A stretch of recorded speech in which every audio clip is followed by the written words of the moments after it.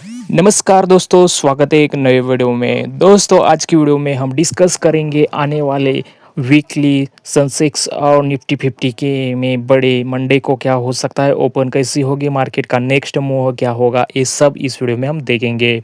Market की आगे की कंडीशन है वो क्या होने वाली है। आप लोग इस समय इजराइल और यूएस और ईरान को लेकर बहुत ही ज़्यादा डिस्टर्ब हो और मार्केट में ये जो गिरावट हो रही है, आप लोग यही सोच रहे हो कि मार्केट में इतनी गिरावट हो रही है, आने वाले समय में क्या हो सकता है, क्या चल रहा है, आगे बढ़ता है भी। तो आप लोगों से बहुत से लोग यह सोच रहे हैं कि वार चलता रहेगा लेकिन मार्केट सामान्य हो जाएगी। ऐसा इसलिए इसमें नहीं होगा। इसके पीछे का तर्क कई लोग यह देते हैं कि जो रशिया है, इसका जो युद्ध चल रहा है यूक्रेन से, अगर यूएस युद्ध को देखोगे तो कुछ दिनों के बाद वहाँ पर चीज़ें सामान्य हो गई थी। लेकिन यहाँ पर एक मेजर पॉइंट में है कि ये जो इजराइल यूएस और ईरान का युद्ध चल रहा है, ईरान जो है जो इस इस्लामिक कंट्री में है और एक खाड़ी का देश है, और यही खाड़ी के देशों में होकर वहाँ के पेट्रोलियम और कई सारे ऊर्जा से रिलेटेड चीज़ें जाती है और शिपों के माध्यम से जाती है। और इसमें सिर्फ ईरान ही नहीं, इसमें आपका कतर है, यूएई है, बहुत सारे देश ऐसे हैं जहाँ खाड़ी के देश के अंतर्गत आते हैं और वहाँ से जो ऑयल को एक्सपोर्ट कर इंपोर्ट होता है। तो इसलिए अगर ये ऑयल इंपोर्ट एक्सपोर्ट होना बंद हो जाता है, स्टॉप हो जाता है, तो इसका प्रभाव पूरे विश्व पर पड़ेगा और जो खाना हम लोग बनाते हैं वो खाना भी नहीं बन पाएगा।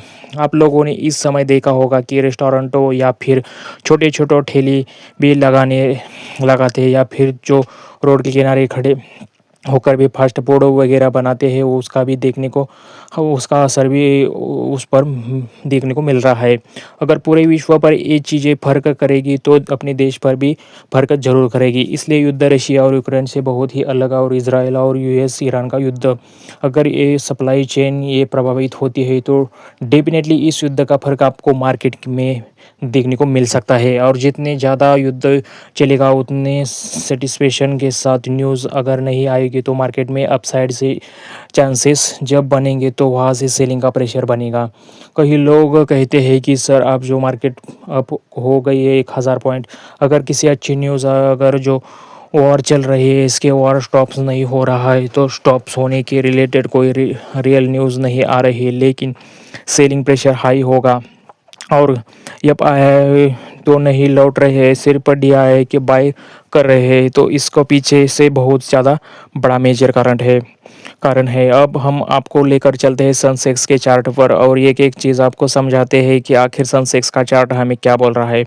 यहाँ पर आप लोग देख सकते हैं कि सेंसेक्स के चार्ट को हम वन ऑफ ओवर के इस टाइम फ्रेम पे लगाएंगे करेंगे। इसके पहले आप अगर देखोगे तो मार्केट में पूरी तरह के बिलियर्स साइन ही एक्टिवेट था, लेकिन मार्केट में 16 मार्च के एक्सपोर्ट से कहा है कि मार्केट में अपसाइड्स में रैली दिया है और लगभग में 3 दिन लगातार मार्केट यहाँ पर अपसाइड में ट्रेड करती रही और एक ज़बरदस्त रैली अपसाइड में दिया गया है। और जैसे ही मार्केट में यहाँ पर अपना फेस कंप्लीट किया तो मार्केट तुरंत गैप डाउन हुई और मार्केट इसी रेंज के में अब फंसी हुई है। हमने आपको वो प्रीवियस वीडियो बनाया था कि हमने बताया कि स्पष्ट तरीके से बोला था कि मार्केट इस जोन में रह सकती है। अब तक मार्केट इस जोन के ब्रेक नहीं करेगी तब तक मार्केट मूवमेंट नहीं आएगी। यहाँ पर एक चीज़ आई है कि अपने माइंड में रखे कि अगर मार्केट इस सपोर्ट को ब्रेक कर देती है, तो ब्रेक डाउन कर देती है, तो डेफिनेटली आपको एक क्रैश देखने को सेंसेक्स में मिल सकता है। अगर एक क्रैश लगभग 1200 पॉइंट का होगा, ठीक है, 1200 पॉइंट प्लस ये क्रैश आपको देखने को मिल सकता है। तो हमारे लिए इम्पोर्टेंट इस समय क्या है, हमारे लिए इम्पोर्टेंट हमारा ये जोन है, ये जोन हमारे लिए मोस्ट इम्पोर्टेंट है। अब यहाँ से मार्केट ज़्यादातर उम्मीद से होनी चाहिए कि मार्केट अगर यहाँ के फ्लैट ओपनिंग दिखाता है तो फिर मार्केट में हमें वेट करने की ज़रूरत है, या तो यहाँ या इसको ब्रेक करने के अंदर आए या फिर इसको ब्रेक डाउन करने के अंदर आए, तभी मार्केट में एक एंट्री प्रॉपर एंट्री बन जाएगी। यह हमारा पर्सनल व्यू है दोस्तों।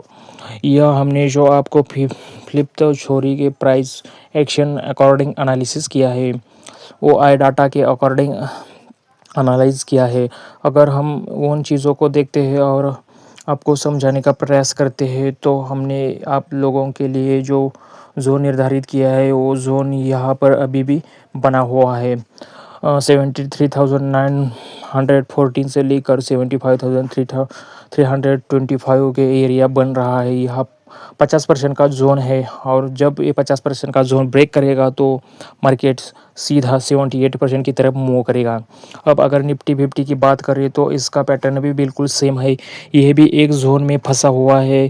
जब तक ये जोन ब्रेक नहीं होगा कोई बड़ा मूव नहीं आएगा। अगर डाउन साइड ब्रेक होगा तो 500 पॉइंट क्रैश देखने को मिल सकता है और अप साइड जाएगा तो रेजिस्टेंस लेवल टेस्ट करेगा। अभी इंडिया विक्स 20 के ऊपर चल रहा है, इसलिए मार्केट में बड़े मूव आ सकते हैं। अंत में यही करना है कि जब तक मिडिल ईस्ट का यह युद्ध खत्म नहीं होगा तब तक मार्केट में स्थिरता नहीं आएगी। तो दोस्तों ये था आज का एनालिसिस। वीडियो अच्छा लगा हो तो वीडियो को लाइक कीजिए, कमेंट कीजिए और अपने दोस्तों के साथ शेयर कीजिए। अगली वीडियो मिलते हैं हम, तो बाय बाय।